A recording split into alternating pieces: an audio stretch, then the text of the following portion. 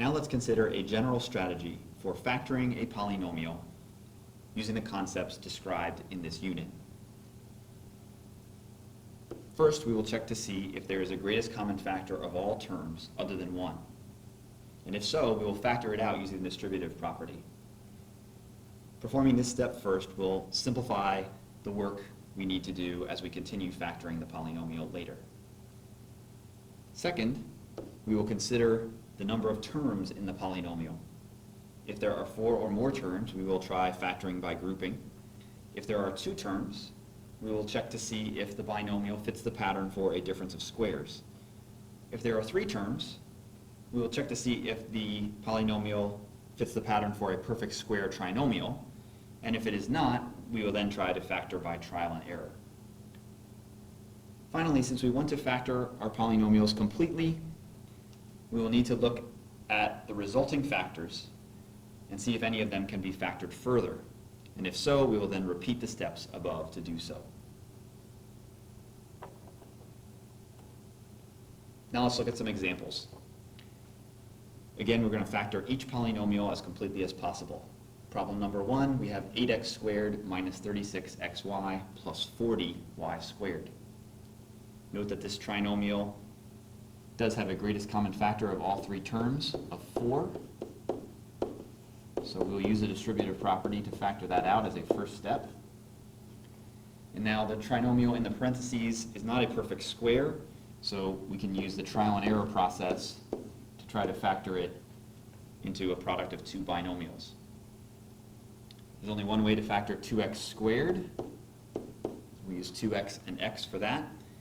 Since our third term is 10y squared, but our middle term is negative, we know that we need 2 negative terms as the second terms in our binomials.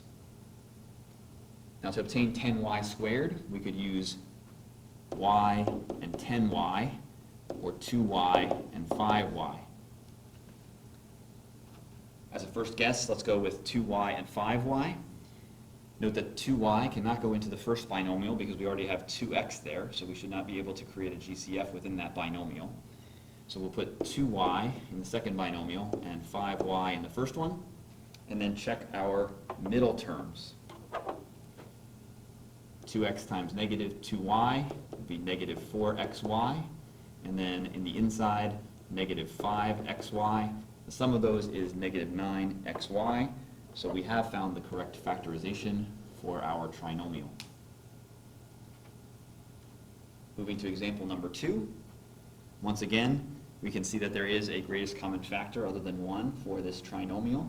So let's factor out a squared from each term using the distributive property. And now as we examine the trinomial within the parentheses, note that the first term, b squared c squared, is a perfect square. The third term, 1, is also a perfect square. And the middle term is twice the product of their square roots. So we have here a perfect square trinomial, and we can factor further using our special pattern for a perfect square trinomial to obtain the answer. Moving on to example number 3. Note that here we have a polynomial with 4 terms, so we will try to factor it by the grouping method.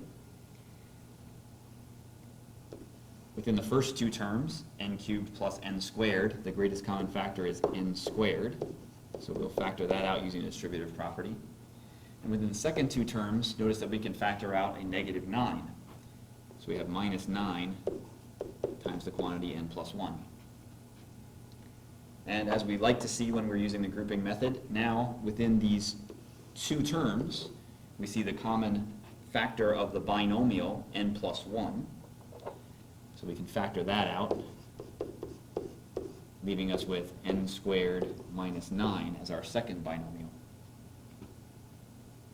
Now we want to factor completely, so let's look carefully and see that that second binomial is the difference of squares.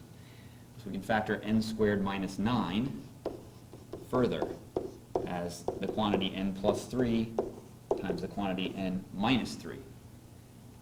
And our final factorization then is the product of 3 binomials. And finally, example number 4. Since the leading term here is negative, as we factor out our greatest common factor, let's factor out a negative value, negative x cubed.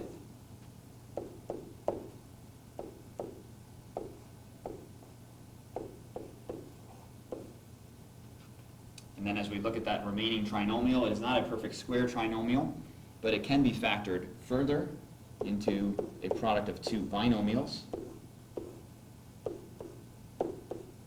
Since we're looking for a product of negative 18 and a sum of positive 7, the factors we would use are positive 9 and negative 2. And there's our final factorization of the trinomial.